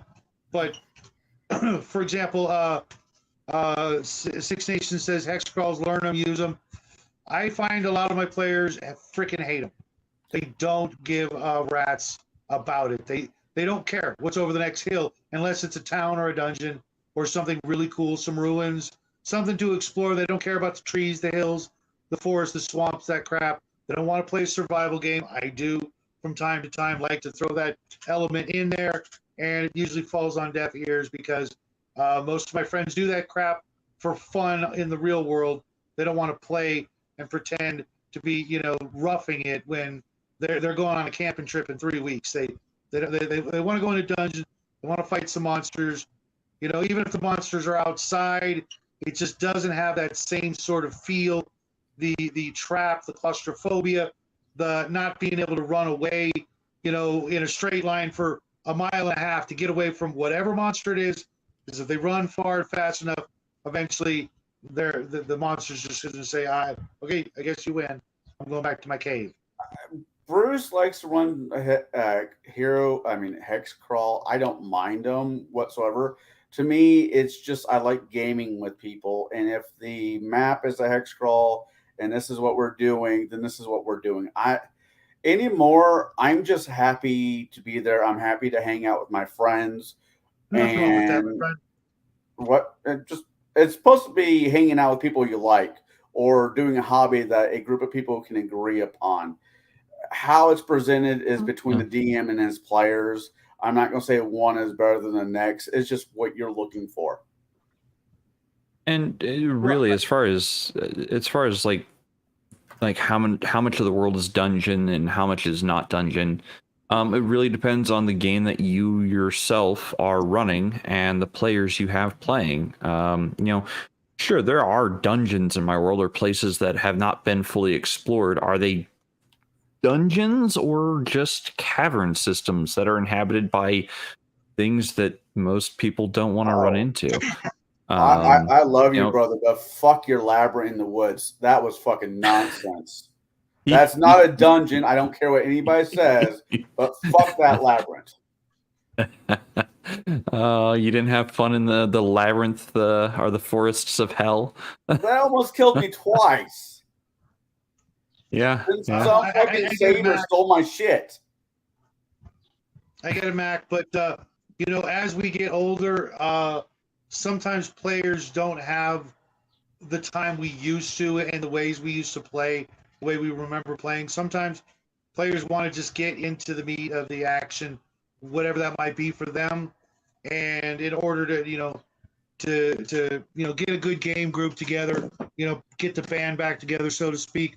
Sometimes you got to kind of condense some of the slower parts, kind of like the difference between watching The Lord of the Rings and reading The Lord of the Rings. A lot of people would rather read the books and spend, a month reading The Lord of the Rings. Other people, like, I'll watch the movie, the movies, get it knocked out over a weekend. I got my fix in. I'm Lord of the Rings out for, maybe even a decade. Oh, Hey, I Grandma, will not be welcome picking to up. the end of the show. I will not be picking up Lord of the Rings. I will not be picking up those books, that series of books, for at least another 10 to 20 years. That is your Treebeard right, can shut the hell up.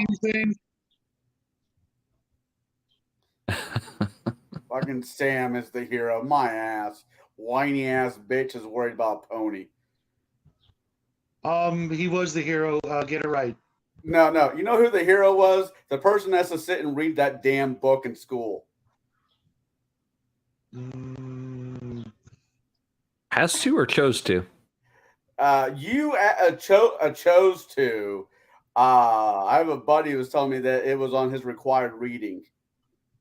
He was a lucky bastard then. Was not on my required reading, and the teacher wanted to ban the books, so I read them anyway. No books. Banned books. Can't say no books. There are certain books that should be banned. There's a lot of other books. The teachers and the educational system just need to get their head out of their asses.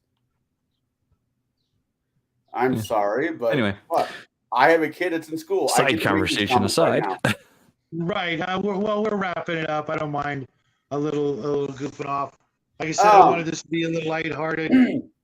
I really want to say, though, I hope everybody out there had a good Mac, if I mention, sorry, Connell, if I mention running a game, Mac, just, let me know you want in. I don't know that I'm going to be running anything anytime real soon because of summer vacation. I want to knock that out with the boy, even though he's in Mexico. But I do have some things in the works. And one of them is an old-fashioned AD&D campaign, the nautical adventure I talked about last year. Sorry, Colin. You were saying? I got to find myself into an old-fashioned D&D game. But no, I just want to say I hope everybody had a good 4th of July. I know I've said multiple times already. I am very happy to see you guys back here on a Wednesday night, hanging out with us and talking about fireworks and firearms. This was fun. It was. It really was. Take care, Mac. Until the next fireworks day, make sure you have all your appendages and your phalanges. I did a fair bit of factory work in my early 20s, and most of the factories always had the same sign. If you want to stick your pecker in there, don't stick your finger in there. I think it should be applied to fireworks. I heard that exact phrase when I started my job working asphalt over, 20 years ago now. Oh, hey, Mac, are you still in? Less than 20 years. Hang out till the end of the show because I have a little bit of announcement, Mac. I know you're going to want to hear it. Sorry. Anyway. Oh, so what you got going on this coming week there, Shadow? I'll be that guy. I will ask that question because we'll be at least doing it 3 more times before the week is Well, out. thank you for segueing into the announcement. I'm going to do a bigger video when Jackie gets back. But, I showed off the Tarask.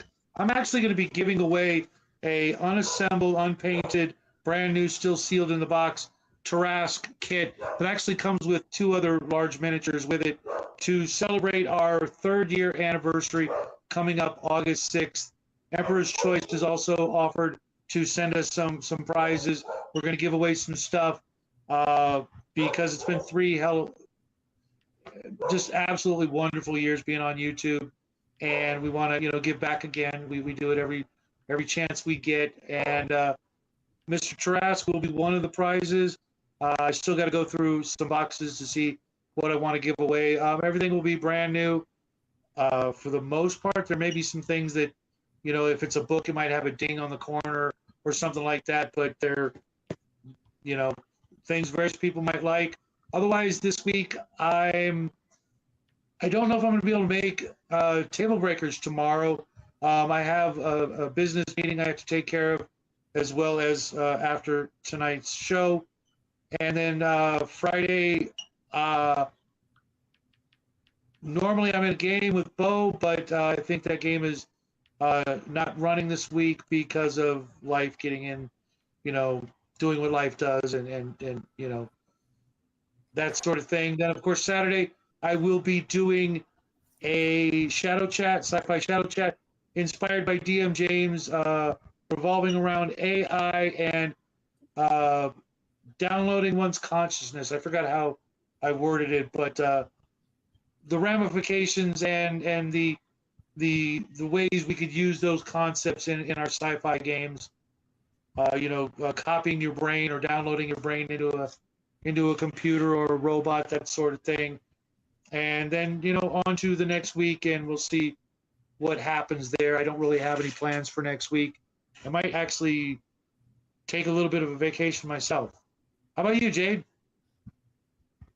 Yeah, so I don't have hard or solid plans. I will be on Table Breakers tomorrow evening. I think we're talking part 2 of Otherworldly Realms. I I take it that's a sore spot right now. No, I would love to be there. But If I can't be there, I'll still catch it on the rewind, like I was talking about. okay. You can always bitch and chat at us. Yes, you can. Other than that, you can find me at Jade's Tabletop Tavern, my channel, where I try to run Gatekeepers as often as I can, or get one of these guys to do it. As the lead showrunner, there are some times where I will not be able to run the show or be on the show because life likes to kick me, well, in the nether regions quite often. Having to work a lot of overtime to get caught up on projects that suddenly go on hold kind of kicks you in the teeth. And while unfortunate, it is something I have to occasionally deal with. So I apologize for no show last week. I'm hoping next week to be able to run something. Maybe, just maybe, we talk about incorporating other systems into your system that you're running. Like, how would I include, I don't know, the willpower mechanic of World of Darkness into a D&D-like setting? Different ways of introducing mechanics that we really enjoy from other games in the game we're currently playing. Anyway, with that, Connell, what are you doing? Well, tomorrow you will see me on Table Breakers, hopefully with everybody else. Shadow, if you can't make it, I truly understand. Make that money any way you can, especially if it helps the hobby in whatever way it is. I don't know all the details, nor do I need to know all the details, but you got my support here, brother. Make that money. So that's Thursday, and hopefully, people will show up that helps, be the it's like bowling on Table Breakers. If we don't have certain people on the panel with us, and leaves it to me, Bruce, and other people. The bowling ball goes off the lane until somebody else's lane, and it just becomes a show of There's no gutters. Yeah. It just goes. It becomes chaotic. Which I'm not blaming anybody for. It just is what it is. You know, when the cat's away, the mice will play type scenario. Which I'm blaming one Jade and one Baron. This coming Sunday, because the fine month of July just happens to be Omenau's birthday. I do not know the day, so expect me to be saying happy birthday to him every time he gets brought up on one of these chats. So, like Shadow, it most likely will be a lot. We will be reviewing the 1985 Asian drama war film called Ran. I am not going to pronounce the director's name because I will slaughter it horribly, and he deserves more respect than my bumbling mouth. It's Akira. Yeah. I'm not fluent in that language. I'm not comfortable trying to pronounce names in that language. No offense to them, just we all have our limits. We'll be talking about that. Akira Kurosawa? Yeah. Oh, okay. This month is Foreign Month. Jack started us off with Mr. Chicken Feet, aka the Battle Wizard. Oh my God! Last week we did the French classic Brotherhood of the Wolves that can be turned into an RPG game very easily. This week we'll be doing Ran, then so forth and so on. That's kind of what I got going on. Oh wait, hold on. Where did I put it? I will be doing a review video. Hold on. Saturday I have Bruce's game, and during that game, I will be reviewing this cigar. It is from Asylum Cigar 13. This started off as a joke. Is we're producing this cigar it has a huge. Hold on, let me pull it up if I can. You sure you want to pull that around, Dustin? Huge diameter. It is 90 times 9 length. And this is like a $64 cigar I got for free because the person wanted me to review it. So I will be smoking it at Bruce's campaign because this thing is a good 5-hour smoke, and I will be. Don't blow out your palate. No shit. So I will be reviewing that, and after I'm done reviewing I was thinking something else, but hey! This is a family show. This is a very lovely. The word O-ring comes to mind, but yeah, right. This is a very lovely box. If I ever get any pair of shiny clickety clack math rocks, it might go into April Fools. So that's what I got going on. If I don't blow out my lungs and anything else, I should enjoy the cigar.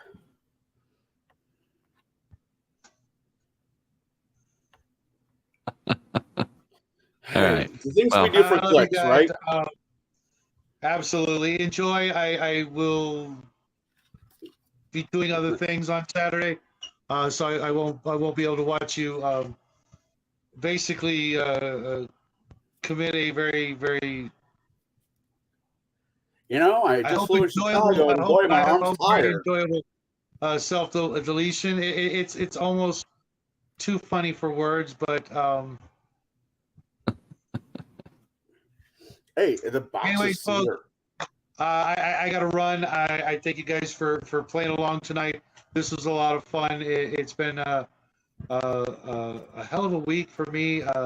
All kinds of stuff going on, and it was nice to get to hang out with some like-minded folks who want to crack jokes and discuss little ways we can improve the hobby, at least in some small way. If it's a big way for you guys, love to hear about it. later on down the road or what have you. But until next time, I hope everybody has an absolutely wonderful week. And for me, it's already the weekend, so I hope your guys is just as well. You guys got anything you want to add before we head out, or are you guys good? In the great words of somebody far, far smarter than I am, what in the world did I just drink? Happy trails, everybody. Good night.